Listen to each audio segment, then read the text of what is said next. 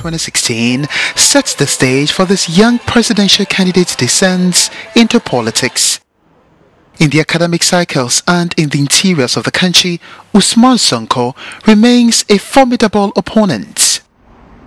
What Sonko represents today is not only hope for the Senegalese people, but also for the youth in particular, because, as is often said, there is politics before Sonko and politics during Sonko. Even if some people consider him as a baby, there's still a baby who advocates something new, like changing systems by bringing something special that we're not used to seeing, and that reassures us. Sonko is seen as the rising star of Senegalese politics with strong positions on advocacy. He campaigned for the non-use of the CFA franc and a different governance based on transparency and solidarity. Usman Sonko settled on participatory financing for his election campaign. Hello family, this is African Esquire and I'm here with a new video. There have been a number of elections that happened this past week, really two in particular I want to talk about inside of the continent of Africa, and a lot of the elections have some people feeling a certain type of way, and unfortunately I think might have the effect of numbing people even further to the different things that we deal with as far as corruption or as far as oppression and not getting what we think we're going to get when we go to vote. And I want to talk about this because I think it's important given the atmosphere that we're in. If you notice, there's not a lot of coups going on in 2019. There's not a lot of people who actually think that there's something that they can do to change the process anymore. Instead, more and more, what you're seeing is that people are being reserved into the situation. People are basically understanding that, hey, maybe I can change the process. And of course, this is asinine because there's a lot more people being oppressed on the continent of Africa than those people who are actually doing the oppressing. There's a lot more people who can completely change the government than these politicians who are tokenized and get these good rewards from being inside of these political positions.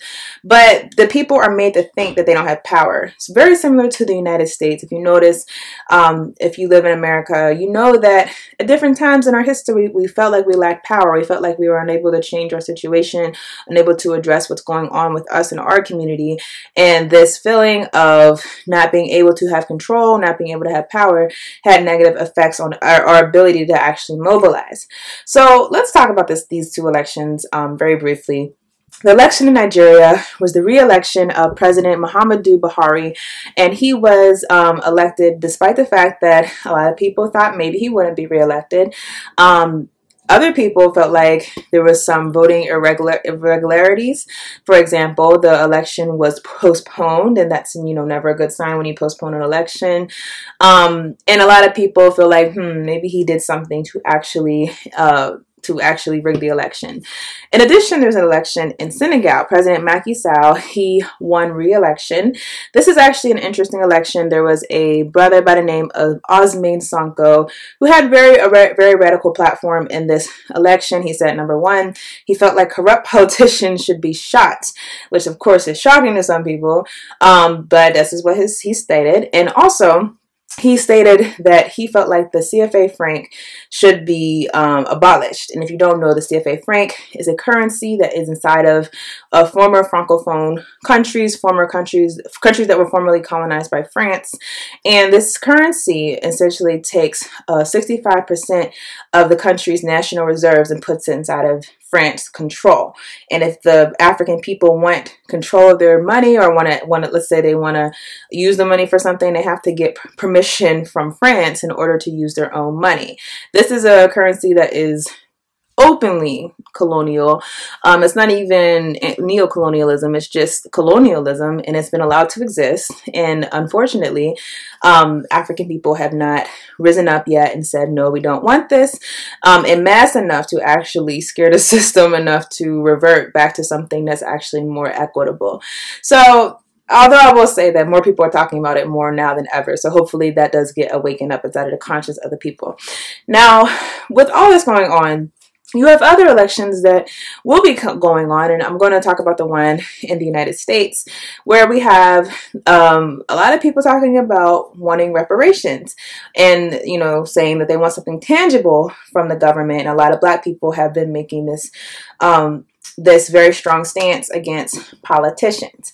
Now, with the ADOS movement, the American Descendant of Slave movement, there's a lot of people pushing for reparations for Africans who are descendant of slaves, and of the slaves who basically built this country.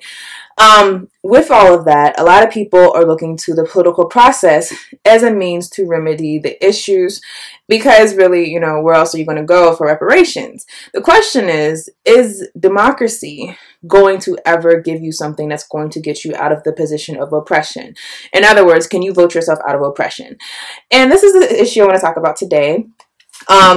My answer is, sure, you can vote yourself out of oppression. This is, you know, in the best scenario. And the best scenario is that you don't have a government that's built on oppression. You don't have a government that was founded for the purpose of exploiting the people, or even if it wasn't founded for that purpose, a government that has taken the visible action of being used to exploit the people. So the structure of the government is really where it starts. Once you have a structure that is not equitable, that is not built to help the people, then you're going to have a very difficult time trying to get that government to actually go back and change the nature of oppression. The reason is because you're telling the government to essentially attack itself.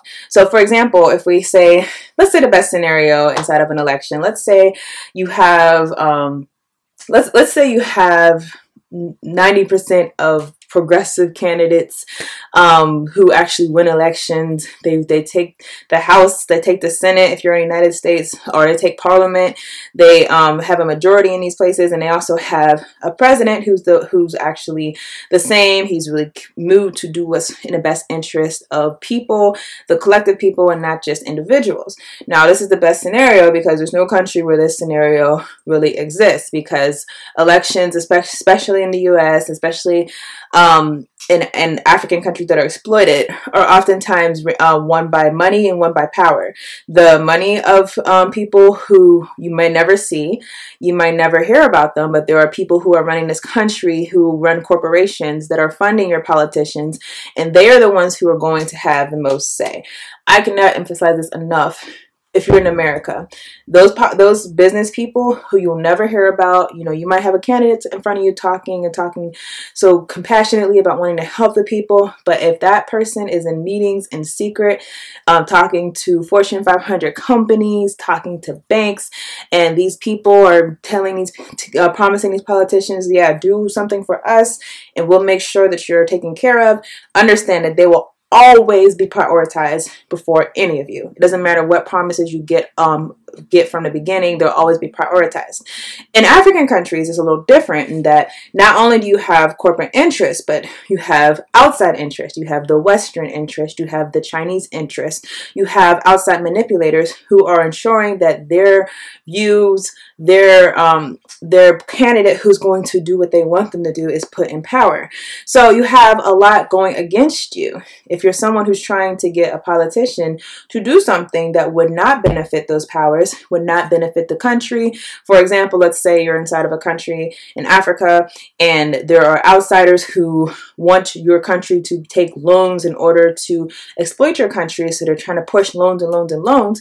And you might say, well, we shouldn't be taking loans. We should be, first of all, analyzing what we've already taken. We should probably be saying we're not going to pay these loans because we had nothing to do with a lot of we had no way of knowing that a lot of these were going to be that a lot of these loans were going to be taken. We had no way of knowing. We should be evaluating those, but we're certainly not going to take on more without actually figuring out what we're going to do to get out of the situation that we're in now. That would be, you know, an ideal thing. However, understand that politician could either listen to you, or they could listen to the outside powers who said that, hey, if you take these loans, we're going to give you bank. Or if they even have some force in it and saying, well, if you don't take these loans, we're going to take you out of power. We're going to ensure that there's a regime change. These are all issues that are faced inside of the continent of Africa. So if you look at things like this in Africa, in the US, you see that these are systems that are not built on actual change. And I remember learning this a long time ago when I was a political science major. not that long ago, but when I was a political science major, I remember one of my professors saying this, and it's always stuck in my mind, that you have to understand the way the Constitution of the United States was written. And if you want to, just read over it again. Read how there's so many nuances as far as what you need to get a bill passed, what happens when that bill gets passed, who does it go to, how do you overcome if there's a veto on a bill, like how do you do these things. The reason why there's so many intricacies inside of the United States Constitution and its amendments is because the founders of the United States purposely designed this country so that it did not change drastically. And that brings the question, would African people being in a position of subjugation in the United States change the country drastically? I say it absolutely would, because you have to understand with capitalism, there has to be an underclass. You cannot not have an underclass inside of capitalism. There has to be someone who's not getting the benefits, someone who's being exploited, someone who is basically trash inside of the system in order to support the overall system. And in this case, it's always been African people and also always been Native Americans. The second that you try to flip the system, the structure of the system, you endanger the interest of those who are in wealthy positions. You endanger the middle class who now has to compete with you. You endanger the whole hierarchical system. So you are trying to drastically change, alter the DNA of a country.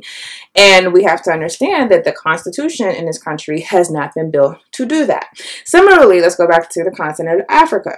When you look at let's say the people in Nigeria, let's focus on Senegal, because that's the candidate who wanted the CFA franc to be done away with. If he actually were put in that position and he said, we're going to get rid of the CFA franc. Not only this, he sets the precedent for other neighboring countries that, you know what, we should probably not have this currency because it is exploiting our people and it is exploiting our government. If there's a candidate that's put inside of that position, does that change the overall relationship of the West to Africa? We'll say with France to Africa. It absolutely does. And if you know anything about France, the second that France cannot has to take its hand out of the cookie jar of Africa, that's the second that France is going to disappear as far as being known as any type of power. It's not even the top power today, but it certainly won't be known for any type of power, any type of prestige. The second that Africans actually say no more, we're not going to support you, that's actually going to completely alter France's position in the world. So obviously you have active forces trying to ensure that that doesn't happen. Not just these people who you see, such as the French president, Macron. You might see him, but understand there's people who you won't see. You'll see there are agents, there are cooperative counterintelligence agencies who are devoted to ensuring that the African people do not reverse the power relationship between France and Africa. So when we understand that this is the structure we're dealing with. The question is, what is it going to take to actually defeat it? And I would just bring that to people to say, we have to think bigger. It can't just be voting. It can't just be having elections and then being disappointed when something doesn't happen of the way that we want it to happen, because we should understand by now that it's not built to happen the way that we want it to happen. It's just not built to. And the thing about democracy, while democracy, I believe, has good qualities, and democracy prior to colonialism, there were democratic types of communities inside of Africa. So it's not like something that's completely foreign to Africa.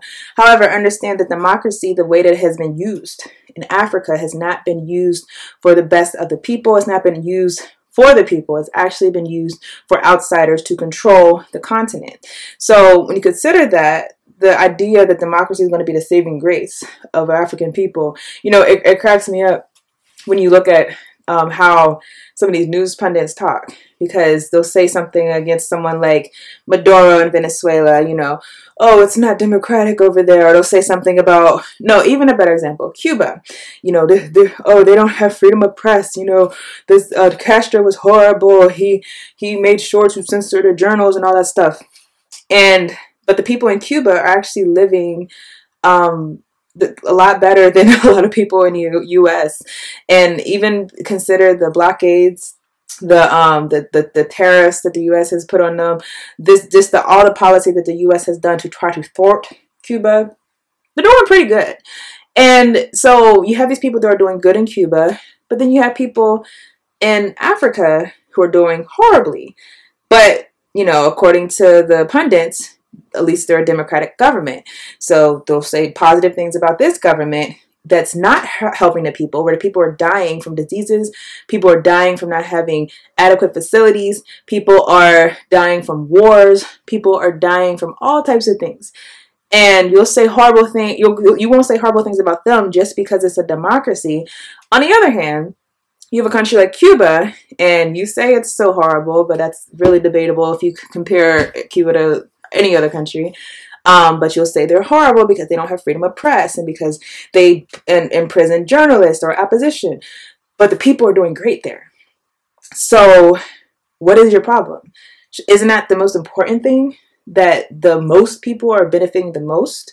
Because I'll tell you, those same African democracies have far worse human rights catastrophes going on over there than you'll see inside of countries like Cuba. It's all a contradiction. It's all a deception. By this time, you know, you should understand that the Western media operates to teach us propaganda. And the propaganda is that the benefit of the U.S., the benefit of imperialism, the benefit of capitalism, that's the benefit of the most. And that's just not true. But we should understand these things. Now, again, when it comes to these elections, understand you need to go back to the drawing board if your only way of changing things is voting. There has to be something else. You have to have some type of other push. And there are tons of other options, as Malcolm X said, by any means necessary. But I'm only saying this in the context of today for the people who are disappointed. Maybe you're in Nigeria, maybe you're in Senegal, maybe you're just someone who had a lot of stake in those elections, and maybe you'll be disappointed in 2020 and you're in the US. I don't know, but understand that this is what the system doing what the system does. So let's not be surprised and let's not be numb to it. Let's understand the system for what it is and work for ways that we can actually not just vote, but actually change the system to something that we actually want it to be. And you might say, how do you change it, African Esquire? Well, you do it by any means necessary, according to Malcolm X. So that's all I have for today. I'd love to see your comments on these different elections, on democracy, and particularly on voting. Can you vote your way out of oppression? Can you vote your way to a better future when you are the oppressed, I don't like the word minority, but when you are the oppressed group, and you've been the oppressed group since the country has basically been created? Can you change it? You know, if you can change it, how? These are things that we should be discussing. So I look forward to your comments. I will see you all in another video.